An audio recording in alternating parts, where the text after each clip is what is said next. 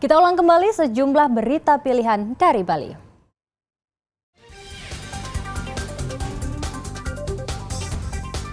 Banjirop kembali menerjang permukiman warga di pesisir pantai Candi Kusuma, Kecamatan Melaya, Jemberana.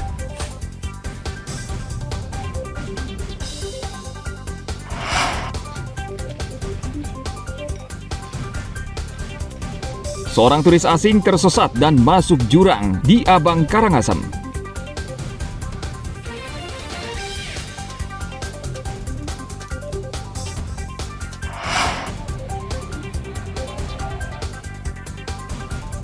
Ribu peserta dari 39 negara mengikuti kejuaraan taekwondo dunia di Badung.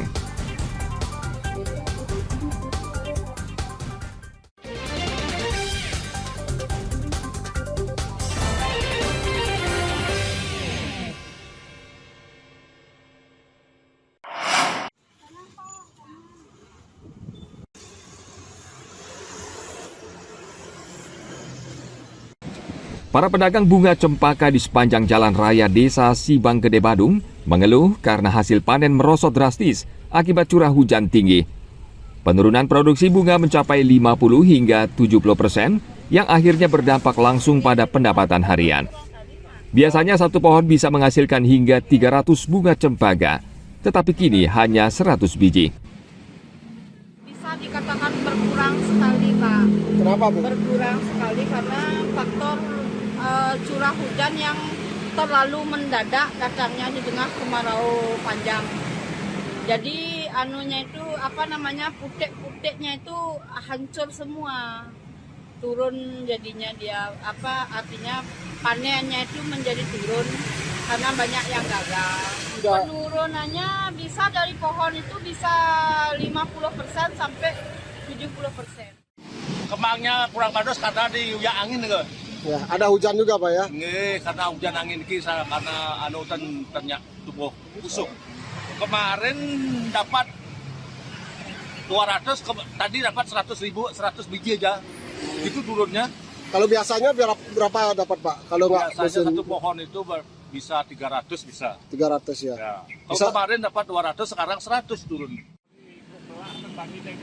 Sebelum hujan tiba, pedagang bisa menjual hingga 1.500 bunga per hari, namun kini hanya sekitar 250. Hujan deras yang turun tiba-tiba di tengah musim kemarau membuat putik bunga tidak berkembang maksimal, mengakibatkan banyak yang gagal panen. Para pedagang berharap kondisi cuaca segera membaik agar usaha mereka kembali normal. Ana Agung Gede Agung melaporkan dari Kabupaten Badung.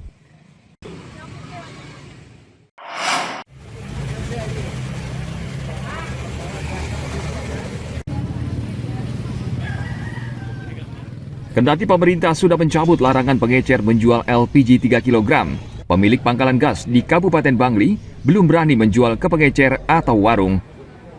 Akibatnya masyarakat kewalahan mendapatkan gas LPG 3 kg. Pemerintah Kabupaten Bangli dalam rapat koordinasi dengan pihak Pertamina, SPBE, agen dan pangkalan menjamin distribusi gas LPG 3 kg ke pengecer bisa dilakukan, namun dengan catatan pengecer harus terdaftar sebagai subpangkalan. Lalu bagaimana bagi mereka yang belum terdaftar? Pemilik warung bisa menyerahkan KTP untuk bisa mendapatkan sejumlah gas LPG yang diinginkan.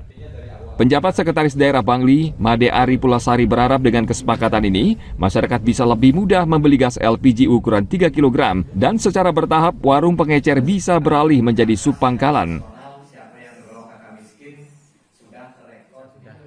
Sepakati tadi bahwa untuk pendistribusian gas LPG dari pangkalan ke pengecer dari pihak Pertamina dan kita di forum menyepakati tetap bisa dilakukan. Perwakilan Pertamina menjamin stok LPG 3 kg di Kabupaten Bangli aman, bahkan kuota meningkat dari 17.000 tabung menjadi 21.000 tabung per tahun. stoknya terjadi di pangkalan strategis. Sementara pangkalan-pangkalan lain yang non strategis itu stoknya tersedia rupanya. Hanya saja lokasinya yang tidak diketahui oleh masyarakat. Sehingga muncullah kok antri, kok susah. Karena warung kan terus terang sejak implementasi itu tidak bisa disuplai lagi. Jadi masyarakat yang terbiasa beli di warung dia teriak kok nggak ada. Ketika melihat barang tidak ada di warung, masyarakat teriak langka. Pemerintah Kabupaten Bangli dan sejumlah pihak terkait berharap pemerintah pusat segera mengeluarkan regulasi untuk mengatur warung pengecer agar bisa menjadi subpangkalan, sehingga tidak menimbulkan kebingungan dan keresahan di masyarakat. Tim Liputan melaporkan dari Kabupaten Bangli.